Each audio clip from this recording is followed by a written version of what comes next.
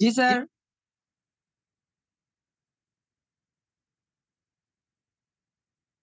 আমি recording on করছি।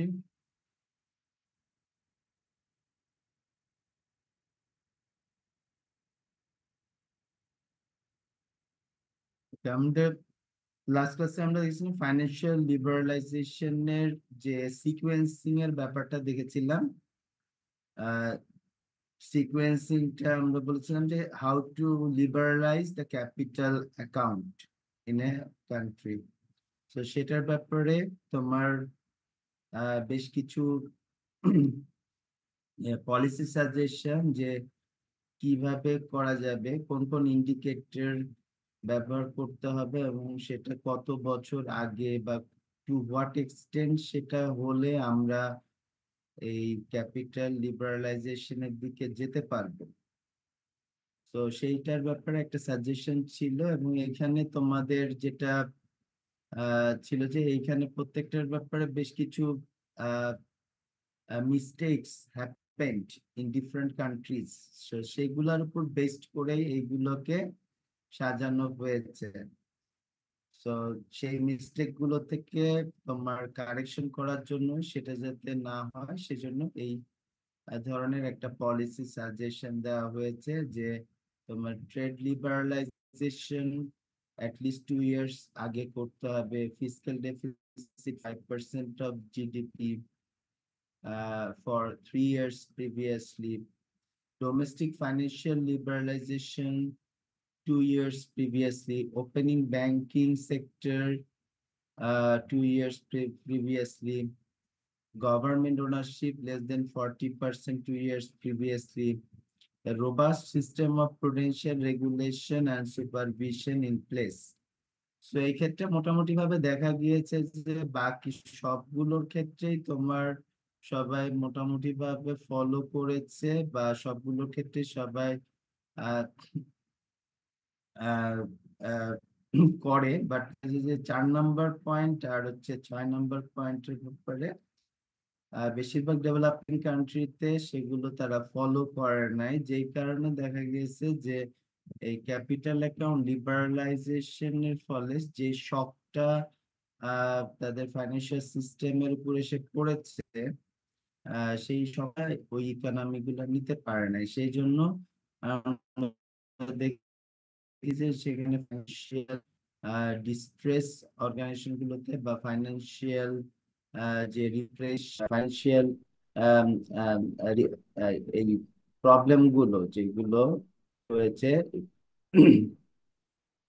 Depression slow হয়েছে।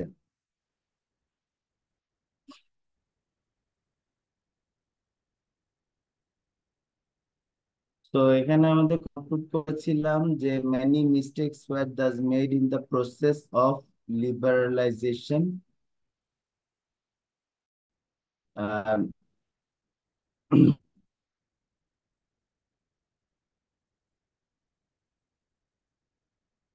তো এখানে আমাদের সেই মিস্টেক গুলো থেকে লেসন নিতে হবে। আহ, যে আমাদেরকে যে কোয়েশ্চেনটা দেখবো যে even if all of the mistakes described could be avoided, is fully scale financial liberalization the best course to take for all countries and in all circumstances? কোয়েশ্চেনটা হচ্ছে যে মিস্টেক গুলো হচ্ছে, সেই মিস্টেক গুলো যদি পুরোপুরি ভাবে অ্যাভয়েড করা যায়, সেক্ষেত্রে কি তোমার ফুল স্কেল ফাইন্যান্সিয়াল লিবারালাইজেশন কি তোমার সব কান্ট্রির জন্য সাজেস্ট করা যাবে কিনা? সো সেটার আনসার দিতে হলে financial liberalisation versus financial repression, এইটার উপরে যে ডিসকাশনটা দেওয়া আছে। তো এখানে তোমার মূলত হচ্ছে এই দুইটার পক্ষে বিপক্ষে বিভিন্ন যুক্তিগুলোকে, রেশনাল গুলোকে তুলে ধরা হয়েছে। তো যারা এই ফাইন্যান্সিয়াল লিবারালাইজেশনের পক্ষে কথা বলেছেন, আহ, তারা মূলত এটার পক্ষে আহ, তারা তারা এটার পক্ষে তোমার যে যুক্তিগুলো দেখিয়েছেন যে এক নম্বর হচ্ছে যে free markets are inherently superior to restricted market, and this is just as much the case for capital flows as it is for trade. So তাদের প্রথম যুক্তিটাই হচ্ছে যে ফ্রি মার্কেট রেস্ট্রিক্টেড মার্কেটের চেয়ে বেটার, এবং ফ্রি ট্রেড সবগুলো free capital ফ্লোটা beneficial. দুই নম্বর যুক্তিতে বলতেছে যে developing countries are generally capital poor. So the flow of capital from developed in search of higher marginal returns will enable more productive investment to be undertaken with beneficial effects on growth and thus poverty levels. So যেহেতু তোমার হচ্ছে developing country তাদের capital shortage আছে, তো সেই ক্ষেত্রে যদি capital ফ্লোটা যদি তোমার করা হয়, সেক্ষেত্রে ডেভেলপিং কান্ট্রিতে ফান্ড গুলো যাবে due to return possibility. The investors in the developed country they will invest in those developing countries, এবং এটার ফলে সেখানে ইনভেস্টমেন্ট বাড়বে এবং সেটা সেই ডেভেলপিং কান্ট্রির গ্রোথ বাড়াবে এবং তাদের পভার্টি লেভেলটা কমে আসবে।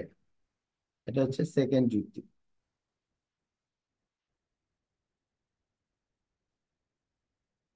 তিন নম্বরে কি বলতেছে, liberalizing the capital account is stabilized since countries are able to access a broader range of sources of capital. A domestic downturn leading to a scarcity of internal financial resources can be offset by accessing external sources of। তিন নম্বর কারণটা বলতেছে যে তোমার এটা একটা stabilising force হিসাবে কাজ করে। কিভাবে? যে তোমার যদি ইন্টারনাল মার্কেটে তোমার যদি ফান্ড ক্রাইসিস দেখা দেয়, তাহলে ডেভেলপিং কান্ট্রি গুলো সেটা বাইরে থেকে ফান্ডটা নিয়ে তাদের ডেভেলপমেন্ট প্রসেস অব্যাহত রাখতে পারে। তার মানে এটা একটা স্ট্যাবিলাইজিং ফোর্স হিসাবে কাজ করে। চার নম্বরে কি বলতেছে, যুক্তিটা হচ্ছে এগুলো সব হচ্ছে লিবারালাইজেশনের পক্ষে যুক্তি দিচ্ছে। ক্যাপিটাল অ্যাকাউন্ট লিবারালাইজেশন বা ক্যাল is also good for domestic investors as it enables them to broaden their investment portfolios beyond the local market, thus improving the risk return trade-off through portfolio diversification. So এটা শুধুমাত্র বৈদেশিক বা foreign investor বা develop country ইনভেস্টরদের জন্য এটা কোনো opportunity create করে না, বরং যদি তোমার ক্যাপিটাল অ্যাকাউন্ট লিবারালাইজ করা হয়, তাহলে ডেভেলপিং কান্ট্রির যে ডোমেস্টিক ইনভেস্টর্স আছে তাদেরও ইনভেস্টমেন্ট অ্যারেনাটা বড় হয়ে যাচ্ছে, তারাও লাভজনক খাতে বৈদেশিক খাতে not only in the local market but also in other market তাদের ইনভেস্টমেন্ট অপরচুনিটি ক্রিয়েট হচ্ছে, তাদের পোর্টফোলিওটা আরো বাড়ছে, ডাইভার্সিফাই করতে পারতেছে, রিস্ক রিটার্নটাকে ট্রেড অফ করতে পারতেছে। সো তাদের জন্য বেনিফিশিয়াল। সো চার নম্বরে বলতেছে CAL is not only good for the international investor but also good for domestic investors. Number five, last যেটা যুক্তি, সেটা হচ্ছে open capital account increases the likelihood of responsible policies being followed as through market discipline. Countries that do so will be rewarded and those that do not will be punished. তো এটা খুবই important একটা মানে reason আমি বলবো। এটা আমার কাছে খুব ইম্পর্টেন্ট মনে হয়েছে পাঁচ নাম্বার যুক্তিটা। কারণ হচ্ছে তুমি দেখো যে সমস্ত কান্ট্রি গুলো হচ্ছে তোমার রিপ্রেসড, বা যে সমস্ত কান্ট্রি গুলো হচ্ছে তোমার ধরো যে অথরিটারিয়ান বা হচ্ছে যে অলিগার গভর্নমেন্ট, সেখানে কিন্তু গভর্নমেন্টের বা প্রতিষ্ঠানগুলোর জবাবদিহিতা বা ট্রান্সপারেন্সি বা তাদের যে দায়বদ্ধতা সেটা কিন্তু থাকে না, যেটার কারণে তারা অনেক ধরনের অনিয়ম করেও তারা কিন্তু আহ, সেটা প্রকাশিত হচ্ছে না। সেই ক্ষেত্রে যদি সেটা মার্কেটটা যদি ওপেন হয়, সেক্ষেত্রে এটা এই ডিসিশন গুলো কি হচ্ছে, শুধুমাত্র ইন্টারনাল পাবলিক গুলোকেই এফেক্ট করতেছে না, এটা বৈদেশিক ইনভেস্টরদেরকেও এফেক্ট করতেছে। So, তখন মনিটরিংটা শুধু ইন্টারনালি হচ্ছে না, এক্সটার্নালি হচ্ছে। এবং যেটা আমরা থাইল্যান্ডের ক্ষেত্রে কেসটা বললাম, সেখানে একটা বড় অংশ তোমার বৈদেশিক ইনভেস্টররা সেখানে ইনভেস্ট করেছিল, ফলে থাইল্যান্ডের এখানে গভর্নমেন্ট বা তাদের ফাইন্যান্সিয়াল সিস্টেম বা তাদের সেন্ট্রাল ব্যাংক কি করতেছে, সেটা মনিটরিং করতেছে বাইরের ইনভেস্টররা। তো সেই ক্ষেত্রে মার্কেট ডিসিপ্লিনটা ফিরিয়ে আনতে তারা বাধ্য হয়, এবং তারা আরো বেশি মনিটরিং বাড়াতে বাধ্য হয়, আরো বেশি কেয়ারফুল হয়, রেগুলেশনটাকে আরো সুন্দরভাবে রিকনস্ট্রাক্ট করে এবং সেগুলো ইমপ্লিমেন্ট করার চেষ্টা করে। আমাদের দেশে যেটা সমস্যা, যে যদি আমার মার্কেটটা যদি ইন্টারনালাইজড হয়ে যায়, ওপেন না থাকে, তাহলে কি হচ্ছে, এখানে কোনো ধরনের জবাব দিতে থাকবে না। বাংলাদেশ ব্যাংক আজকে আহ, আহ, যেমন মাঝখানে শুনলাম যে বাংলাদেশ ব্যাংকে নাকি সাংবাদিকদের ঢুকতে দিচ্ছে না। সো ওয়াই নট, মানে হচ্ছে যে এখানে তাহলে তুমি জিনিসটাকে হাইড করার চেষ্টা করতেছো। সো যখন এটা তোমার ওপেন টু ওপেন ইকোনমির মধ্যে চলে যাবে, তখন কিন্তু চাইলেও ওই গভর্নমেন্ট প্রতিষ্ঠানগুলো এভাবে রেস্ট্রিক্ট করতে পারবে না যে সাংবাদিকরা ঢুকতে পারবে না, টিভিতে নিউজ রিপোর্ট করতে পারবে না। তখন কিন্তু বৈদেশিক প্রেশার আসবে। আইএমএফ এর একটা ছোটখাটো লোন নিয়েই 4 পয়েন্ট কত বিলিয়ন, সেটা নিয়েই কিন্তু তাদেরকে কত তথ্য। আগে আমরা জানি না যে আমাদের যে আহ, বা- এই ক্যাপিটাল, যে ফরেন কারেন্সি রিজার্ভটা শো করতেছে, এটা আসলে অ্যাকচুয়াল হিসাব না। আইএমএফ যখন বললো যে না, তারপরে যখন দেখা গেল যে সবকিছু বাদ দিয়ে যে নেট রিজার্ভ, সেটা কিন্তু অ্যাকচুয়ালের চেয়ে কম। রিপোর্টিং এর ক্ষেত্রে ট্রান্সপারেন্সি ছিল না। বাইরের হস্তক্ষেপের কারণে কিন্তু ট্রান্সপারেন্সিটা আসলো। সো মার্কেট ডিসিপ্লিন আনয়নের ক্ষেত্রে এটা একটা ভালো কাজ করে। এবং আসলেও আমাদের ফাইন্যান্সিয়াল অথরিটি গুলো, সেন্ট্রাল ব্যাংক থেকে শুরু করে গভর্নমেন্ট বডিজ গুলো, তারা কি সঠিক সিদ্ধান্ত নিচ্ছে কি নিচ্ছে না, সেটা একটা লিবারালাইজড ইকোনমিতে যত সহজে মানুষের কাছে বা মার্কেটের কাছে ধরা পড়বে, একটা কন্ট্রোলড ইকোনমিতে like South Korea, North Korea বা চায়না, সেগুলাতে কিন্তু ওইভাবে রিপোর্টেড হবে না। উইদিন দ্য কান্ট্রি ধরা পড়বে, আউটসাইড দ্য কান্ট্রি তো দূরের কথা। এখন এগুলো যেই যুক্তিগুলো দেখানো হলো, এগুলোর ব্যাপারে আবার বিপক্ষ যুক্তি দেখাইছে যে authors argue strongly that this arguments are ill founded. At best, they refer to particular rather than general cases, and that the problems that have accompanied financial liberalizations are not all the result of inappropriate sequencing. Rather, they are the predictable consequences of certain key features of the financial system that proponents of across the board liberalization ignore. আচ্ছা, এখানে যারা বলছে যে এটার বিপক্ষে বলতেছে, তারা বলতেছে যে ফাইন্যান্সিয়াল লিবারালাইজেশনের পক্ষে যারা বলতেছিল, এখানে যে মিস্টেক গুলো আছে, যে সেটার জন্য যে পলিসি রিকমেন্ডেশন বা সিকোয়েন্সিং এর কথাটা বলছে, সেটা করলে লিবারেশন প্রবলেম থাকে না। কিন্তু যারা যারা এর বিপক্ষে বলতেছে, তারা বলছে না, এগুলা সব ফাইন্যান্সিয়াল লিবারেশনের ফলে যে সমস্যাগুলো তৈরি হয়েছে, সবগুলো সমস্যা আসলে সিকোয়েন্সিং প্রবলেমের কারণে হয় না, বরং এটা ইনহারেন্ট টু দ্য সিস্টেমের ইনহারেন্ট ফিচারের কারণে হয়েছে। এবং আহ, এই ফাইন্যান্সিয়াল লিবারেশন বেশ কিছু জিনিস ইগনোর করেছে, বা কিছু জিনিসকে কাউন্ট করতে পারে নাই। তো এটা হচ্ছে বিপক্ষে যুক্তি যাচ্ছে। কি পারে না financial liberation? Fundamentally, they are out of touch with developments in modern economic theory, which question the notion that market solutions are always optimal, in particular. So, financial market, open market বা market যে আসলে সবকিছুকে সমাধান দিতে পারে না, সেটাকে তারা ইগনোর করেছে। যেমন market failure is pervasive in all the market and particularly so in financial market. So আমরা দেখি যে মার্কেট কিন্তু ফেলিউর আছে, it is prevalent in all market, এবং ফাইন্যান্সিয়াল মার্কেটে তো অবশ্যই আছে।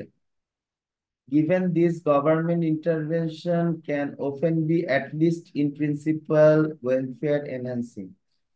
তো এই ক্ষেত্রে মার্কেট ফেলিউর যেহেতু মার্কেট মেকানিজম দূর করতে পারে না, সেক্ষেত্রে গভর্নমেন্ট ইন্টারভেনশন এটা ওয়েলফেয়ার এনহ্যান্সিং হিসাবে দেখা হচ্ছে না।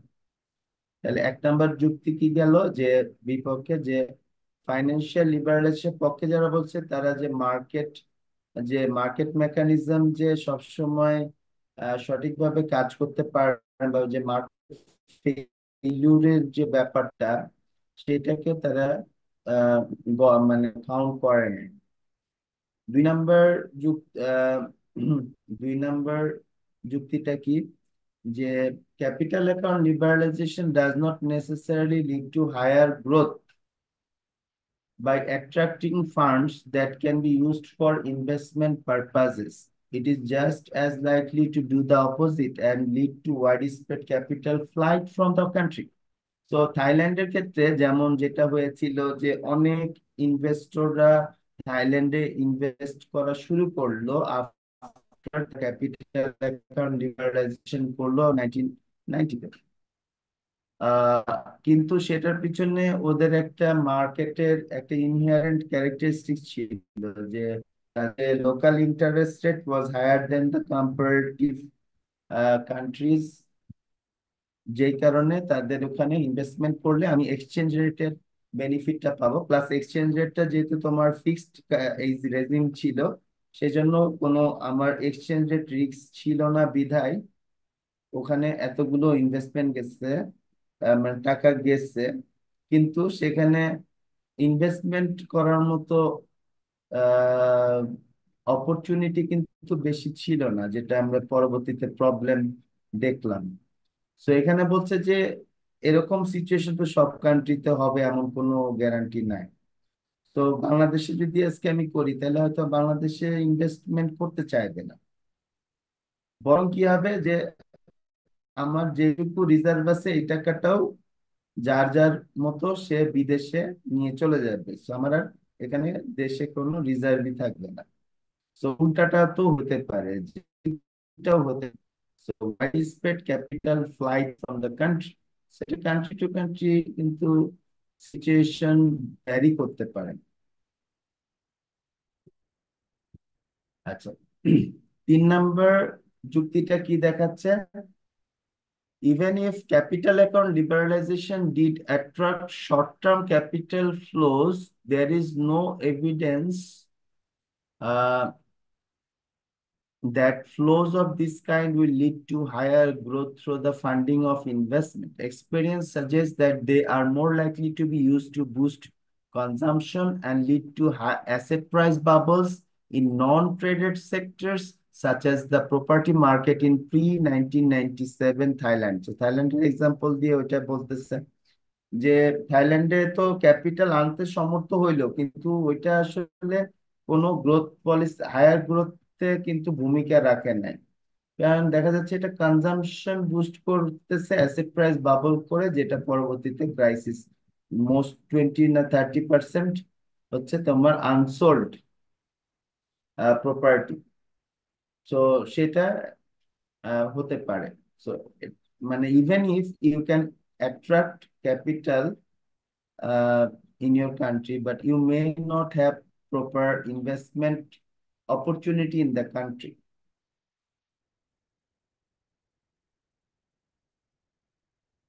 4 নম্বর রিজনটা কি দেখাচ্ছে, যে external capital flows are not stabilising.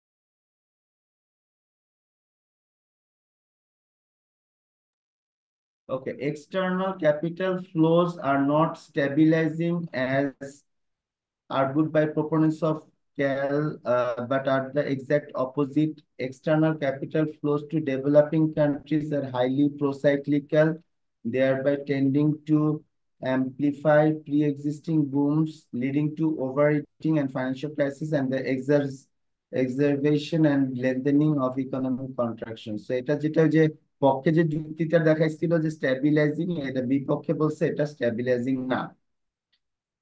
5 নম্বর বলতেছে যে as well as short-term volatility, external capital flows also exhibit medium-term waves of volatility, often driven out irrational exuberance about the wonders of investing in developing countries, followed by equally irrational pessimism about the prospects of such markets. So এটা যে শুধুমাত্র short-term volatility create করে তাই না, এটা medium-term volatilityও create করতে পারে। The fact that capital flows are driven by short-term factors means that they cannot provide the market discipline that proponents suggest, although they certainly do restrict policy autonomy. Indeed, capital flows to developing countries can rise as economic fundamentals are deteriorating and vice versa. For most investors, the focus is on maximizing short-term profits in markets that are liquid enough to allow for a rapid exit at the first sign of trouble. Furthermore, the punishment doled out by international investors is often not directed at those most deserving it, but is more likely to impact upon countries striving to implement orthodox policy reforms, since these are the countries that had attracted capital inflows in first place. So এটা হচ্ছে যে লাস্টের যে পয়েন্টটা 5 number, যে 5 number যে কারণটা বলতেছিলাম যে ভালো, এখানে আবার সেটার বিপক্ষে বলতেছে যে মার্কেট ডিসিপ্লিন আনয়ন করে, এখানে বলতেছে না আনয়ন করে না, বরং এটা আরো তোমার ডিস্টেবিলিটি ক্রিয়েট করে। তো এই আর্গুমেন্ট গুলো নিয়ে মূলত হচ্ছে পক্ষে বিপক্ষে কথা বলা হয়েছে।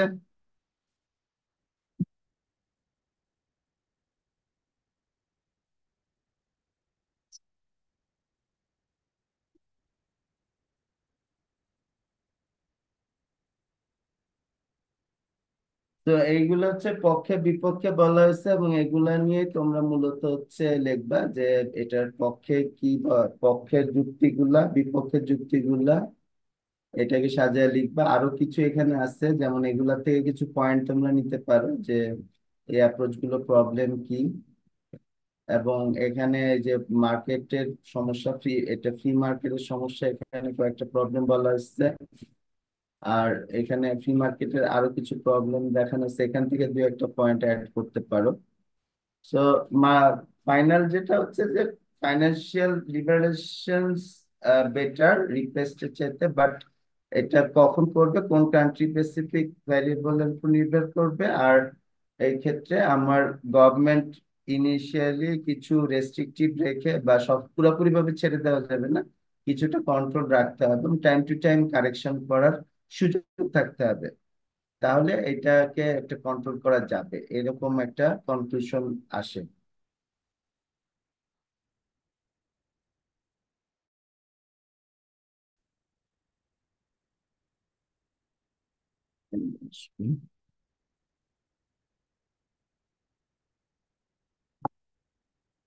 ওকে, ইয়ে ক্লাসে সিয়াররা আসছো, section A B, ji sir, B section और सीआर। এই সেকশনের কই? জি স্যার আছে। আচ্ছা, তোমরা দুইজন একটু অ্যাটেন্ডেন্স তোমাদেরটা নিয়ে একটু রোল ওয়াইজ সাজায় আজকের অ্যাটেন্ডেন্সটা গুগল ক্লাসরুমে দিয়ে দিও, সেকশন এ আর বিটা। ওখান থেকে আমি পরে টুকে নিব, আমি বের হয়ে যাচ্ছি, বাট মিটিংটা এন্ড করছি না, হ্যাঁ? তোমরা ওকে স্যার। ওইটাকে ইয়ে ওই অ্যাটেন্ডেন্সটা নিয়ে তারপরে তোমরা মিটিং এন্ড করে দিও। আই আচ্ছা। Am living. দুই সেকশনের সিয়ার তোমরা একটু অ্যাটেন্ডেন্স গুলা নিয়ে তারপরে আমাকে ওই গুগল ক্লাসরুমে পোস্ট করো।